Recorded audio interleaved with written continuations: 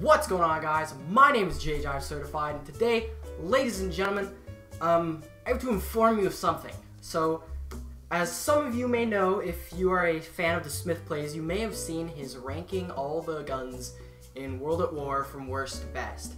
And I watched it. I'm a big fan of his. I love his videos, and I watched it, and I said, I put down my phone, I took off my headphones, and I said, no, there's no way. Because he got that list, he butchered it. He got it so wrong. The editing was tragic. And the fact that he forgot an entire weapon, which we'll talk about in a second, is just sad. So what we're going to do, guys, is today I'm going to do my own version of ranking all the World at War guns. And I'm going to kind of couple that with what he said as kind of a comparison of our two lists. And yeah, we'll leave it up to you. Who had the better list?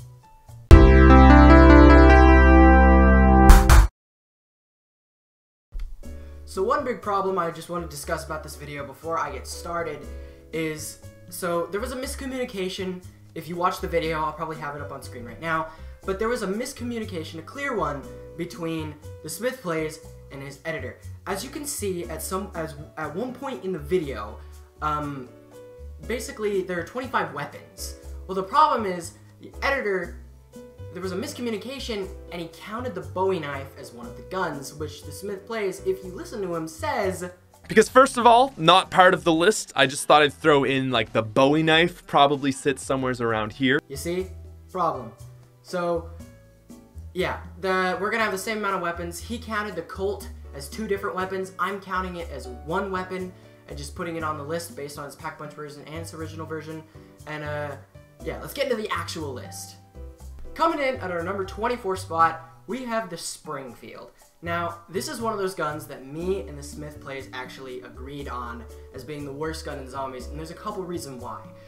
You may know that there are 3 rifles that are just awful, bad. The Springfield, the Kar98K, and the Arasaka. Now, they're all pretty similar on paper and in their stats, but there's one big difference that makes the Springfield just really bad. Number 1 is its headshot multiplier. It's less than that, I believe, and I'm copying this directly from ThSmithPlays, but he basically said that the Arasaka and the Kar98K have a 3.5 times headshot multiplier, while the Springfield only has a 2 times, which isn't very good. But another thing that makes the Springfield really bad, and probably the worst gun in all of zombies, is it's one of the only guns in the game to have wrong iron sights. You heard me. The iron sights are off. If you aim this gun at a zombie directly, you're going to miss. You have to aim to the left of the zombie to hit them where you want. And that's just, it's not worth the hassle. It's not worth the utter crap that this gun is. So yeah, that's number 24. So coming in at our 23 and 22 spots are the Arasaka at 23 and the Kar98K at 22. Now some people might be wondering, okay, if they're basically identical on paper, then why the Arasaka worse than the Kar98K? Because they're almost identical. The Arasaka actually has a slightly slower reload speed, and if you see on the comparison I'm showing you on the screen right now, when you shoot the gun, basically it's a bolt action rifle, so you have to do this weird thing with your hand to get the next bullet in place to shoot. The Arasaka's is actually slower. The Kar98K, it's still slow, but you could do it faster than the Arasaka. So yeah, and they're just really bad compared to the other guns, so that's why they're just so low. So coming in at our number 21 and our number 20 spots, we have the Gewehr 43 and the M1 Garand. Now, in World at War, there are 3 rifles that act kind of as your starting weapons that you get off the wall. There's the M1 Garand, there's the Gewehr 43, and there's the M1a1 Carbine. Now, they're not very different on paper. They've got pretty similar stats. You know, there's some differences between, you know, ammo counts and, you know, clip sizes. But really, when you talk about these weapons, it comes down to pack-a-punch variants, and it comes down to feel. Now, the M1a1 Carbine, which is going to appear later on this list, is really good because of its pack-a-punch variation. The Gewehr and the M1 Garand kind of fall behind when you pack-punch them. But really, there's not a huge difference between the Gewehr and the Garand. I mean, I guess you could say that, you know, the clip sizes are different and that makes a big difference, but not really. It really just comes down to a feel factor, and whenever I'm playing the Garand, it just feels like a much more better weapon. Coming in at our number 19 spot, we have the Panzerschreck. Now, the Panzerschreck is one of those that it kills me. No, literally. It kills me because I don't have PhD, and if only I had PhD, this gun would be pretty good, pretty solid weapon. But World at War is a game devoid of PhD, and so the Panzerschreck just suffers. It's a really splash damagey gun. It kills you pretty easy. It's terrible when you first get it. Granted, when you pack a punch, it gets better. It becomes a Longinus, has 3 shots and a mag. It's pretty good. It's going to kill me at some point. I'm going to die. Coming in at our number 18 spot, we have the BAR. The Browning Automatic Rifle is what BAR stands for, but this gun is just... I don't know. I feel like this is one of those guns that Treyarch put into the mat thinking that it was going to be a fantastic gun. It was going to be your salvation. They made it for $1,800 on the wall, and it's not that good. It's got one of the lowest fire rates of any gun in that game. It's terrible. But the thing is, when you get double tap, it gets a little better, but that's not even like... It's not even that great. It becomes the Widowmaker when you pack a bunch of it. That's not a lot better. It's just when it comes to all of the wall guns that aren't designed to be starter weapons, the BAR is just not the one to pick. Coming in at our number 17 spot, we have the long lost, forgotten weapon of World at War, and that is the Magnum. Now, this is one of the problems I had with the ThSmithPlays, is when you're a thorough YouTuber, you have to make sure that you don't make stupid mistakes, you know, like leaving out an entire weapon on your list. Yeah, he forgot the Magnum, just forgot it. It's nowhere on the list. Watch the video through the entire time. He never once mentions the Magnum, and it makes me sad because the Magnum is okay. It's not that great. It's number 17 on the spot, but come on, it's not that hard to include a weapon in your list. It really isn't. But yeah, Magnum's at number 17. It's okay. It's kind of like the shotgun of pistol, so to speak. It's like if you're running up the stairs, something's in your way, get it out of my way. But when it comes to like late game and actual use, it's not the best gun. There are guns that are definitely better. Coming in at our number 16 spot, we have the next wall weapon up the line. This is the FG42. Now, the FG42 is one of those weird weapons that I used to think was a rifle. I was like, yeah, it's small and compact, and it's, but it's an LMG, fun fact. And if you look at the ammo count, that makes a little more sense.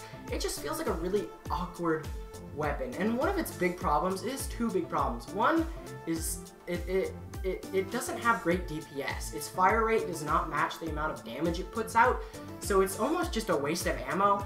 And you waste even more ammo considering that awful recoil. The FG42 has some terrible recoil, and it really kind of just ruins that weapon. It does not have the damage it needs, and the recoil is just bad, so yeah, it just belongs all the way down here. Coming in at our number 15 spot, we have the Colt M1911. Now, this is one of the things that I thought was problematic with the ThSmithPlays list, is he split the Colt M1911 into 2 different guns. Its non-pack-a-punch version and its pack-a-punch version. Weird thing is, he said this in his video. And then if we weren't counting upgrades, the next weapon probably would be the Carbine. And then if we weren't counting upgrades, Weird, right? Why would you split it up if you just said you were going to include them considering both sides? Anyway, all in all, the Unpack-a-Punch version is probably, it's just a really bad gun. It's a great point gun, great insta-kill gun, but it's really just something, it's a starting weapon. You start with it, you're going to trade it out, it's inevitable. But if you make it through the game and you pack-a-punch it, this thing is actually not the worst. Granted, it's got the splash damage that might kill you in World at War, but its damage and its mobility combined, they're a pretty good combo. It's just this low because, it's a starting weapon. Coming in at our number 14 spot, and I alluded to this before, we have the M1a1 Carbine. Now this is part of that trio of starting rifles that you just happen to buy, as your second gun of the game or something like that. But the thing that makes the Carbine really shine is 2 things. One, For me personally, this has a huge nostalgia factor. This is the starting weapon other than the crappy Carnage Dgq, which is in the Nocturne Toten starting room. Considering I started on this map, this was one of those guns that I would have, you know, made the longest with, considering I played my first game and got to about round 5. But this is just a really classic nostalgic weapon. It's a great one, but what really makes it shine is its Pack-a-Punch variant. When you Pack-a-Punch it, it's called the Wundershins or something like that, and it becomes automatic. It's got some really, I almost want to say big shots. They just seem to be really powerful. The headshot multiplier is amazing. Ammo count, little problematic, probably why it's about here. It's still a starting weapon, but for being a starting weapon, it's the highest one up on the list, and it did pretty well. Coming in at our number 13 spot, we have the Type 100. Now, the Type 100 is part of a class of weapons. It's about 4 weapons that I'd say are kind of the guns right after the starting weapons. This includes the Type 100, the MP40, the Thompson, and the STG-44. And these are kind of the guns you just get right after your starting weapons. These are kind of the ones that take you through the mid-game until you get a better end-game setup. But these are kind of your mid-game rifles and SMGs. Now, ThSmithPlays says that the Type 100 is pretty solid. He put it above the MP40, put it above the Thompson, and quite honestly, I don't agree with that. The Type 100 just doesn't have, I mean, on paper it's got a great ammo count, but that coupled with the damage it does over time with its fire rate, it underperforms. Granted, when you Pack-a-Punch it, it's a great Pack-a-Punch weapon, but every time I Pack-a-Punch it, it just feels like I'm running out of ammo in a matter of 1 or 2 rounds. So it's not a great weapon, really because of its ammo count, and because it just doesn't perform like it should. Okay, coming in at our number 12 spot, and I don't want to trigger some of you, and I especially don't want to trigger ThSmithPlays, but coming in at our number 12 spot, we have a Raygun.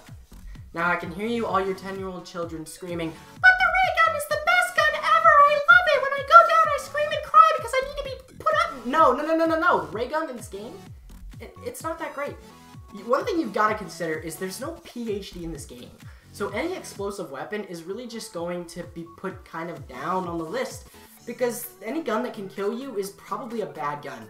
And while the Raygun does do a lot of damage, I mean, it's a wonder weapon after all, it's one of the easiest weapons to kill yourself with, because you really underestimate how powerful this thing is to you. Especially in Nocturne Toten, for example, you could be running around, mind your own business, have your Raygun shooting away, and all of a sudden, you shoot just a little too close to you, and bang, you're down, you're dead, it's over. There's no jug, there's no PhD, there's nothing. You're dead, it's over, goodbye, see you later.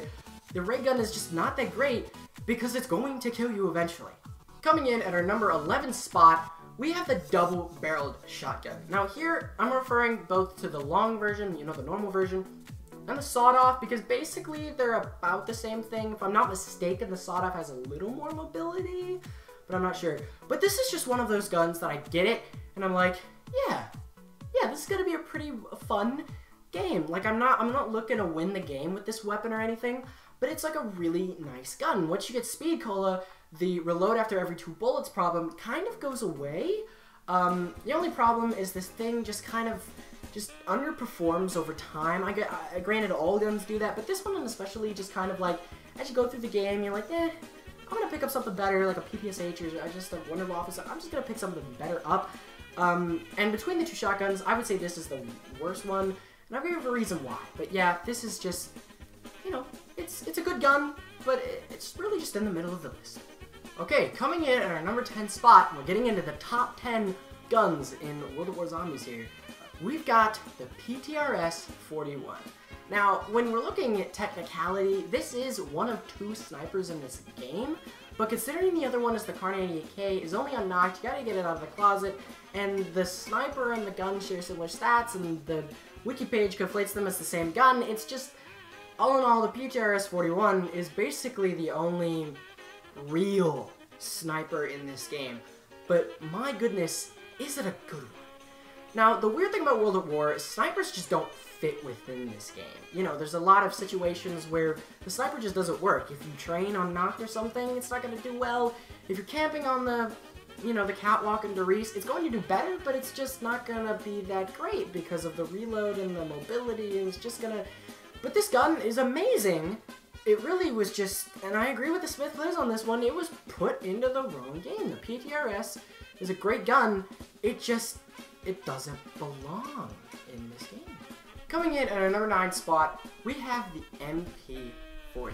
Now, this gun, when I think of it, you know, not playing the game, when I just kind of think of it, I'm like, oh, what a god of a weapon, this is a great gun. Then I get into the game and I'm like, meh, it's okay. But this is really the gun that I tend to pick up right after my starting weapon. I'll maybe get like an M1 Grand or something like that. Or, you know, sometimes in mods, this is just the next gun I pick up. This is my starting weapon. But what makes this weapon great is it's really great for points. It's kind of a powerful gun if you put it in the right context. If you pack-a-punch it and get some double tap on this, it's pretty good. But one thing that really makes it great to me is it's only 1,000 points. Do you realize how easy it is to make 1,000 points in this game? It's not hard, and you can pick up this weapon off the wall anytime you want, get infinite ammo for it, and it's just, I really think it's one of the most classic, one of the most dependable picks in this game. Coming in at our number 8 spot, we have the STG-44.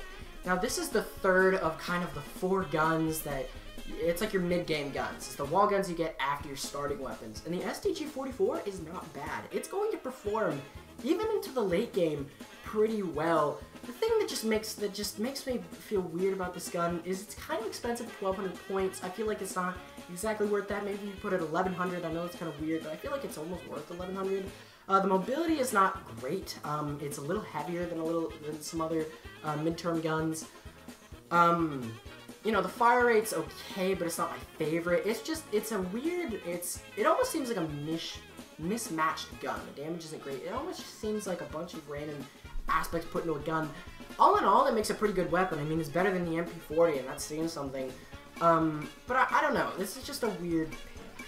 Coming in at our number 7 spot, we have a trench gun.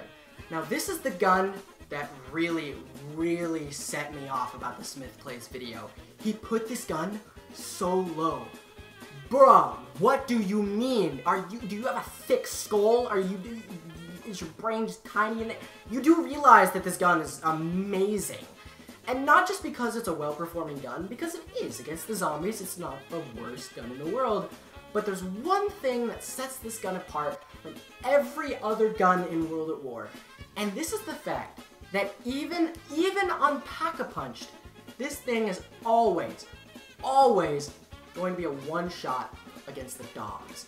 And if you know dogs late round, Doris or Shinonuma or something like that, this is going to be just wonderful to you, because those late rounds trying to use something like a packed, I don't know, any assault rifle, is just going to be a really tough, really hard time. You gotta run around, and you might die. But the trench gun, like in Shinonuma, for example, Shinonuma high runs consist of about 2 guns. You've got the Wunderwaffe Dgq for taking out the zombies, and you've got the trench gun for taking out the dogs. It's a half and half situation, takes you really high, but the trench gun is just, it's so important, it's so essential to the game, and I think it's it's personally one of my favorite guns I've ever used in Call of Duty.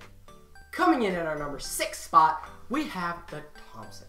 Now the Thompson is the highest on the list of those 4 guns that I said were kind of your mid-game guns. They're not very late game, but they're the guns you get right after your starting weapons. And the Thompson, in my opinion, is the best of these 4. It's really lightweight, it's an SMG, it carries a decent amount of ammo, it doesn't run out that often unless you're trying to play in the late game Pack-a-Punch. The Pack-a-Punch variant is not that bad, but I'd say the main thing that really makes this thing shine is its availability. On almost every map, it's not really hard to get. You just have to open a couple doors, maybe even 1 in some cases. But the thing that really makes this thing shine is its point-making value. This is one of the best guns to build points with, because all you gotta do is its damage is decent enough to kill zombies, but not so decent that it doesn't give you enough points. So it's really great for building points, getting that Juggernaut faster than you would with, say, the MP40, and it's an all-around great gun. It's a really balanced gun, and I like it. Coming in at the number 5 spot, we're in the top 5 weapons of Call of Duty World at War, zombies at least, we have the M2 flamethrower. Now, ThSmithPlays, oh ThSmithPlays, oh boy. I'm pretty sure, if I'm looking at this right, you put this gun at what, the 20 spot? Number 20 out of 24 guns. Are you kidding me right now? Have you ever played Noct in your entire life? This is one of those guns that is very situational. You don't get it in Shinonuma, you don't get it in Varuk, you don't get it in Darius, you don't get it in those maps because it's bad. And I understand that's why you put it that way, but come on, man. I've seen you do long, like high round attempts on Nocturne and Toten, and this is the gun that you need. On Nocturne and Toten, you can't get to a high round without this gun. And why would you put it that low? I am putting it this high because, granted, it is situational. In the one situation that it shines, it's perfect, it's beautiful, and it's absolutely 125% essential. Coming in at our number 4 spot, we have the Browning M1919. Now, the Browning is one of 2 really just meaty, big LMGs in this game. There's the Browning, and then there's the MG42. And the MG42, I might as well say it, is at the number 3 spot. The reason I put the Browning lower than the MG42, it's similar reasons to the reason ThSmithPlays put it down. Its reload speed really suffers, even with Speed Cola. It takes so long to reload this thing, and it makes me crazy. The other thing is, you know, the fire rate's not as great. One thing I personally like if I had to choose in a game, personally, I would pick the Browning, but that's only for the feel factor. This was one of the guns that I used on Noct that I just absolutely fell in love with, and that sound, oh, it's such a good, I don't know, that sound really gets me. I love the sound of this gun. I don't know, it's a feel factor. MG42, we've already kind of touched on. Faster fire rate, faster reload speed. It's got a little more recoil, but really this could be offset. It's not one of those big deals. I think personally, talking about feel factors, the iron sights for this gun, probably one of the most satisfying iron sights I've ever used. Just to get them in that little triangle, if you know what I'm saying. It's just really like, ooh, yes. But yeah, these are the 2 guns that you use if you're just playing with friends and you're like, hey boys, you want to play some Nocturne Toten? Well, grab your LMGs, the MG42 and the Browning, and let's get going. Coming in at our number 2 spot, see, I've got 2 it's number 2. We have the Wunderwaffe, or Wunderwaffe if you want to be really specific, the Wunderwaffe Dgq. This gun is probably the most powerful in World at War. It literally lights zombies up. You shoot one bolt and boom, where did all the zombies go? Oh wait, they're dead. I forgot. I totally forgot. Now this gun, if you really think about it, like let's say we were just covering Shinonuma or something like that, this gun really should be number 1. It really should be. ThSmithPlays put it at number 1. I agree to that. I know exactly why he did it. But this is my big, huge problem. And the Wunderwaffe's so good that this fact really only offsets it to 2, and that's saying something. But that is, poor Wunderwaffe. On Darius, if you shoot yourself with the Wunderwaffe, if you get electrocuted, you can say goodbye to Jug. Yes, you heard me. If you get the lightning when using the Wunderwaffe, only in Darius, World at War, your Jug goes away. And the only way to get it back is to go down and co-op and have someone revive you, or just not get it back at all because you can't, no quick revive in solo, so good luck with that one, pal. Wunderwaffe, absolutely incredible gun. It just doesn't cut it for Darius. And coming in at our number 1 spot, we have the Ppsh 41.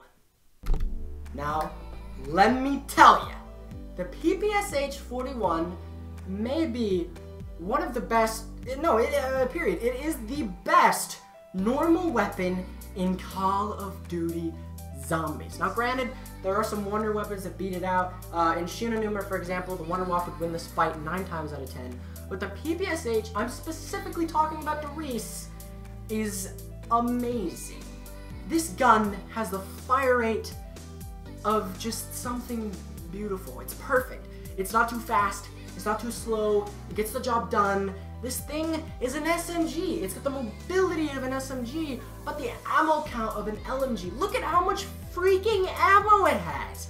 That's a lot of ammo. And it's an SMG. You can run around this thing easy. Reload speed, don't even get me started with the speed cola and the pack-a-punch. It's like, get it out, get it back in. It's easy. It's so easy, especially when you're just camping with this thing on the catwalk. It's a breeze. In any other map, customs, this map, I think it gets even better in custom. It's one of the best weapons in all of Call of Duty history, and that should not go unnoticed. It's the #1. Anyways, guys, I hope you did enjoy this video. Granted, I got kind of a beef with ThSmithPlays. I mean, his videos are fine and great, but sometimes he just gets crap wrong, and that makes me mad, and I'm like, dang it, man, you got 2.83 million subscribers. That's so many for making sloppy mistakes like leaving out the Magnum, leaving out an entire gun from a list. But anyway, I got mad respect for that guy. He does got, you know, millions more subscribers than I have, so I mean, there's room for respect. Definitely go check out his channel. Link will be in the description. If you enjoyed this video, or even if you didn't enjoy it, if you hated this video, like the video. Yeah, that's proof that you hate it, is you like it. Anyway, make sure to subscribe. I'm really needing some subscribers. It's kind of sad whenever your video count exceeds your subscriber count.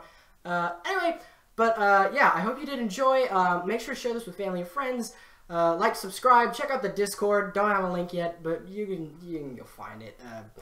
Yeah. Have a nice day. Oh, and by the way, and this is J out. Coming in at our number 13 spot, we have the Type 100. Now, this is one of those things that me and the SmithPlays. J out. No, wait, no, that's not it. Coming in at our number 6 spot. Wait, what?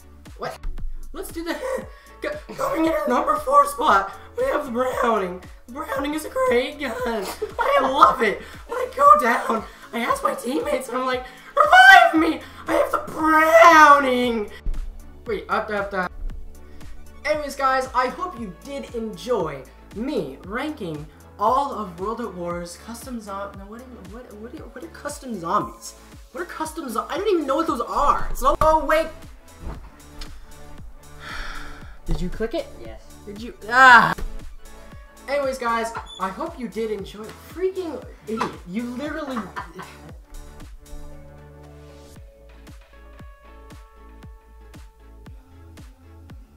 You gonna start? I clicked it! You're so dead!